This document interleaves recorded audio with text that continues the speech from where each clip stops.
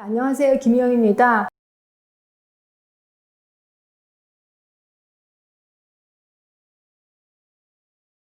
혹시 예전에 제가 감염병 예방법에 대해서 이미 알려드렸거든요. 근데 이게 10월 13일자로 또 개정이 될 예정입니다. 근데 우리 국시는 내년에 보잖아요. 그러니까 10월 13일이니까 이미 적용은 될 거예요. 그래서 이걸 하는데 왜 바뀌었냐면요. 들어는 보셨을 거예요. 질병관리본부가 질병관리청으로 바뀌었다는 거. 이러다 보니까 거기에 있는 문구 중에 질병관리본부는 전부 다 질병관리청으로 바뀌었고요. 그리고 솔직히 보건복지부 장관으로 끝나는 건데 거기에 이제 보건복지부 장관이 빠지고 질병관리청장으로 들어가는 것들이 되게 많아요. 그래서 그걸 다시 한번 반복하기보다는 제가 파일을 따로 올려드릴 겁니다. 그리고 특히 여러분들도 제가 친절하게 여러분들이 뭐가 바뀌었는지 밑줄까지 그어놨을 겁니다. 그래서 보시고 이전에 올려드렸던 거하고 요번에 올릴 파일을 비교하셔서 밑줄 친 거, 요 부분이 들어갔구나 이렇게 생각하시면 돼요.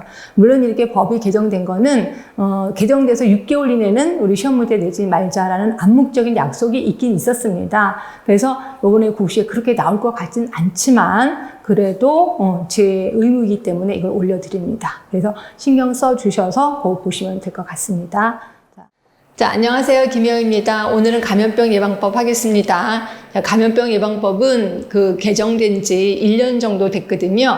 항상 1년 정도 되면 요거 문제 많이 나오더라고요. 그래봤자 2개, 많으면 3개까지 나올 것 같기도 해요. 그렇죠? 그리고 또 감염병 예방법 외울 게 엄청 많다라고 생각하시면 되고요. 우리가 알고 있는 1급, 2급, 3급 당연히 외워야 되거든요. 그런데 개정되고 나서 1년 지니까 한 1급 정도만 나오지 않을까라는 생각이 듭니다. 그래서 1급은 무조건 외워야 되겠다. 그리고 2급, 3급은 여력이 되는 한 또까지 외웠으면 좋겠다라는 생각입니다. 그래서 저도 1급은 암기 팁을 좀 드릴까 합니다. 그래서 암기 팁 드리고 요거에 따라서 제가 칠판에 미리 써놨습니다. 자, 이거예요. 에리아라는 남자가 있는데 마라크 남자예요. 이라크 남자가 아니라 마라크 남자입니다. 근데 이 사람이 신사맨이에요. 왜 신사맨이냐면 신종 동물을 타고 놀거든요. 그래서 탄디. 그래서 우리가 모두 보자 그래서 보두패예요. 말도 안 되지만 하여튼 에리아, 마라크남, 신사맨, 신종 동물, 그다음 탄디, 보두패 이렇게 해서 보시면 되고 그럼 어떻게 되는데 N은 에볼라 라사열, 에볼라열입니다. 그리고 이거는 리프트밸리열. 자, 그리고 얘는 야토병, 그 다음에 마버그열, 그 다음에 라사열, 그 다음에 크리미안 콩고 출혈열, 그 다음에 남아메리카 출혈열, 그 다음에 신종 인플루엔자, 그 다음에 사는 사스를 얘기하는 거고요. M은 메르스, 그 다음에 이거는 신종 동물 증후군, 그리고 동물 인플루엔자, 탄저, 그 다음에 디프테리아, 그 다음에 보툴리눔 독소증, 그 다음에 두창 패스트 이렇게 보시면 돼요. 그래서 앞자만 따서 외우라는 이유 중에 하나가 보기 중에 앞자가 똑같이 나오는 경우가 거의 없더라고요. 그래서 앞자만 보고 그 다음에 아닌 거를 고르시면 될 것 같다라는 생각이 들어서 요거 1급입니다. 자, 일단 보도록 하겠습니다. 자, 1조 목적 부분은 당연히 뺐고요. 2조 부분 보시면 거기 2번에 1급 감염병 보이시지요? 자, 생물 테러 감염병 또는 치명률이 높거나 집단 발생의 우려가 커서 발생 또는 유행 즉시 신고해야 돼. 얘는 즉시 신고해야 되는구나 하시면 되고 그리고 신고 당하면 음압격리와 같은 높은 수준의 격리가 필요한 감염병이에요. 당연히 격리 대상이 된다라고 생각하시면 되고요. 자, 그리고 또 다만 갑작스러운 국내 유입 또는 유행이 예견되어 긴급한 예방관리가 필요해서 장관이 지정하는 감염병도 포함이 된다. 그때마다 지정하겠다는 거죠. 일단 이거 에리아, 마라크남, 그 다음에 신사맨, 신종동물 탄디, 보두패 외워두시면 되고요. 자, 그 다음에 3번에 2급입니다. 자, 2급은 전파 가능성을 고려해서 유행 시 24시간 이내에 신고해야 돼. 그리고 당연히 얘도 격리가 필요한 거고요. 그죠? 얘는 전파 가능성을 고려해서 24시간 이내에 신고하면 되는구나 하시면 되고 자, 보시면 우리가 거의 많이 알고 있는 감염병들이 많아요. 결핵, 수도, 홍역, 콜레라, 장티푸스, 예전에 일군이었던 것들이 다 여기 왔구나 이렇게 생각하시면 되고요. A형 간염도 있고 그다음에 유행성 전염도 있고 그러니까 대부분 우리가 예방접종 맞는 감염병들이 다 여기 들어가 있구나. 그래서 쭉 감을 잡으시면 돼. 이것까지 외우라고 제가 강요는 하지 못하겠습니다. 자, 그리고 제일 마지막에 보시면 E형 간염이 새로 들어갔습니다. 그러니까 예전에는 A, B, C형 간염만 우리 열심히 알고 있었잖아요. 근데 E형 간염이 이제 새로 생겼고, E형 간염이 여기 2급에 들어갔다라고 보시면 돼. 그러니까 최근에 마지막에 들어간 게 E형 간염입니다. 그래서 좀 기억을 해 두시는 게 좋고, 이제 상급은 발생을 계속 감시할 필요가 있어서 발생 즉시 얘도 24시간 이내네. 아까 2급도 24시간 그리고 얘도 24시간 이내 신고를 해야 돼요. 그렇죠? 그리고 얘는 B형, C형 간염이 여기 들어가 있습니다. 아까 A형하고 E형은 2급이야. 근데 B형, C형은 3급. 그렇죠? 그리고 가을철 3대 유행병, 쯔쯔가무시, 렙토스피라 이런 것들이 신중분출 여기 다 들어가 있습니다. 공수병도 여기 들어가 있는 거고요. 그리고 맨 마지막에 보시면 지카 바이러스. 한때 우리나라를 공포에 떨게 했던 지카 바이러스도 여기 들어갔구나라고 보시면 돼. 그 이제 4급 같은 경우는 얘는 앞으로 쭉 가시면 표본 감시 활동이 필요한 감염병이야. 결국 4급은 표본 감시 감염병입니다. 자, 표본 감시 감염병이 뭔데? 그건 좀 이따가 다시 하도록 할게요. 하여튼 얘는 대표적인 아이가 인플루엔자예요. 그러니까 여러분들은 인플루엔자 독감하면은 4급, 그리고 얘는 표본 감시 감염병이구나라고 이렇게 딱 끊어서 외우시는 것도 괜찮습니다. 자, 그리고 뒤로 가시면 그거 외에 6번의 기생충 감염병, 그 다음에 8번의 세계보건기구 감시대상 감염병 있는 거고요. 그 다음에 9번의 생물 테러, 그 다음에 쭉 읽어보시다가 12번 잠깐 볼게요. 자, 11번은 뭐냐면 환자나 임산부 등이 의료행위를 적용받는 과정에서 발생한 감염병. 이게 그러니까 내가 예를 들어서 무슨 독감 환자야. 근데 병원에 입원했거든요. 근데 그 병원에서 이상한 병에 걸린 거야. 이거를 우리 의료 관련 감염병이라고 하는 거고요. 이런 것들이 얼마나 많길래 법정 감염병으로 집어넣었구나라고 생각하시면 돼. 그 종류에 대해서는 시험에 나오진 않을 거예요. 하여튼 이런 게 있다라고 하시면 될 것 같고, 그 다음에 13, 14, 15, 15의 2, 요 4개를 묶어두세요. 요 4개를 비교할 겁니다. 일단 감염병 환자.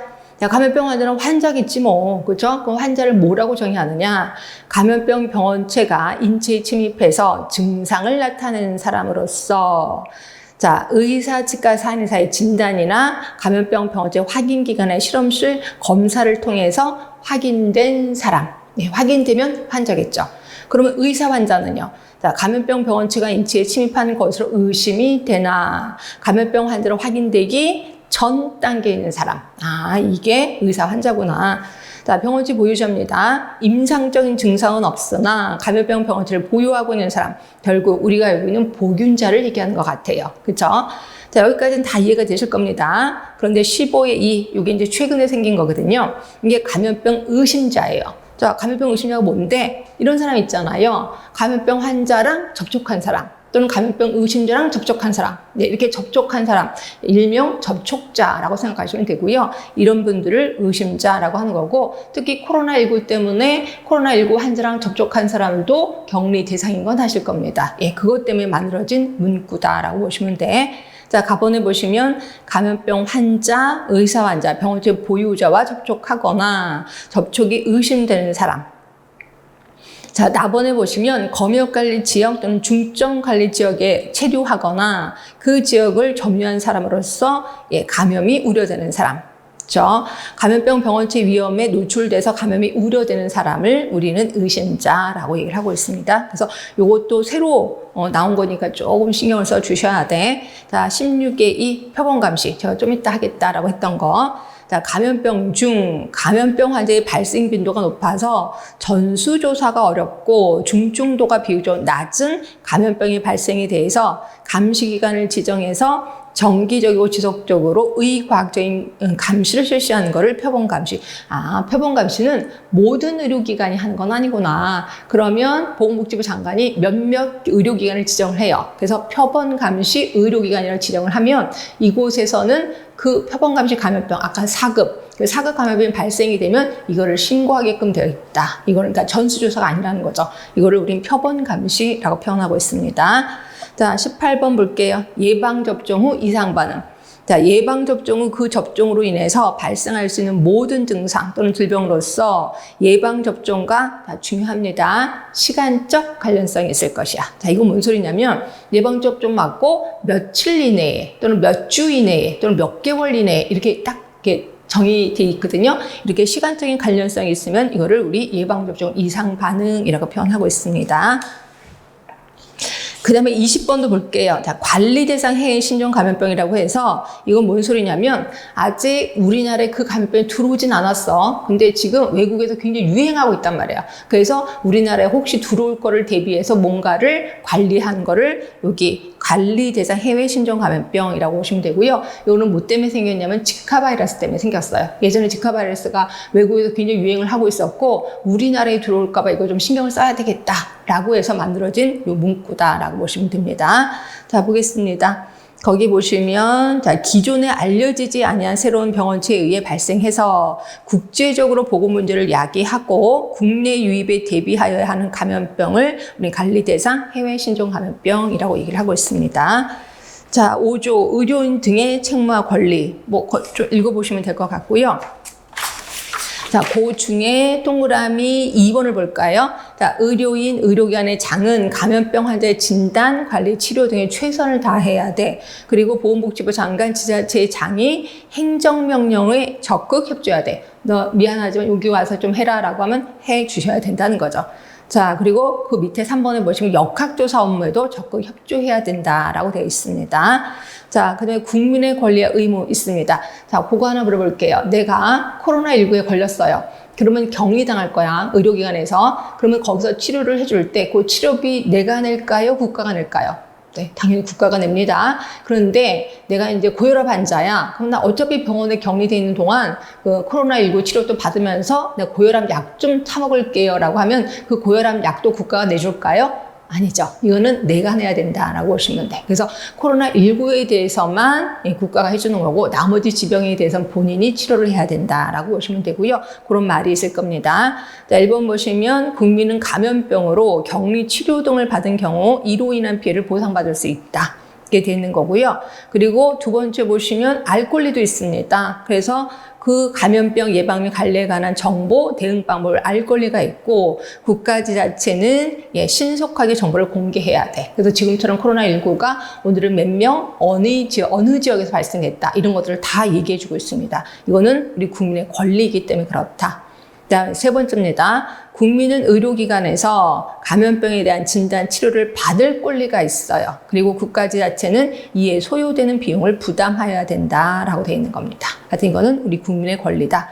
자, 그 다음에 11조를 보시면 의사 등의 신고가 있는데 이거 조금 제가 칠판 한 반 정도 쓸 거거든요. 이거 좀 잘 정리해 두셨다가 외우시는 게 좋을 것 같아요.